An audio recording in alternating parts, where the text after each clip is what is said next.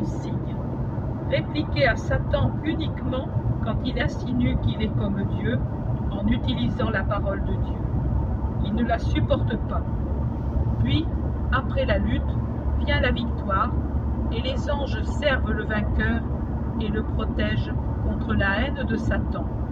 Ils le réconfortent avec une rosée céleste, avec la grâce qu'il déverse à pleine main dans le cœur du Fils fidèle, avec une bénédiction qui est une caresse pour l'esprit.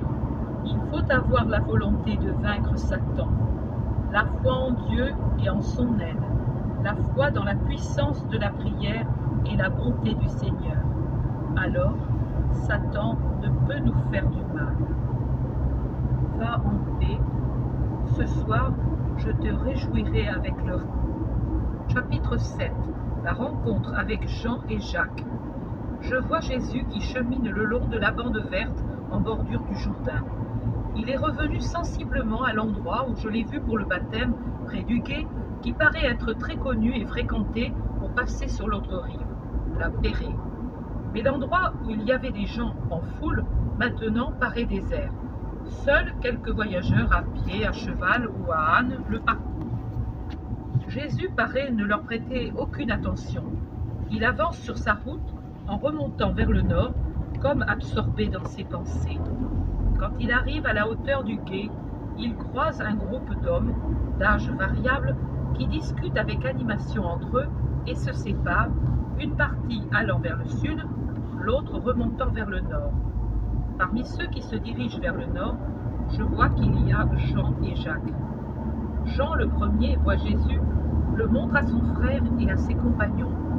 Ils parlent un peu entre eux, et puis Jean se met à marcher rapidement pour rejoindre Jésus. Jacques le suit plus lentement. Les autres ne s'en occupent pas. Ils marchent lentement en discutant. Quand Jean est près de Jésus à sa hauteur, à peine à 2 ou 3 mètres de lui, il crie « Agneau de Dieu, qui enlève les péchés du monde !» Jésus se retourne et le regarde. Les deux sont à quelques pas l'un de l'autre. Ils s'observent. Jésus avec son regard sérieux et pénétrant, Jean avec son regard pur et rieur, dans son charmant visage juvénile qui paraît celui d'une jeune fille.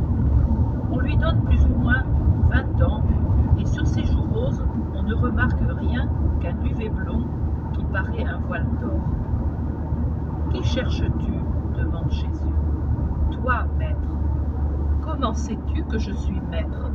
C'est le Baptiste qui me l'a dit. « Et alors,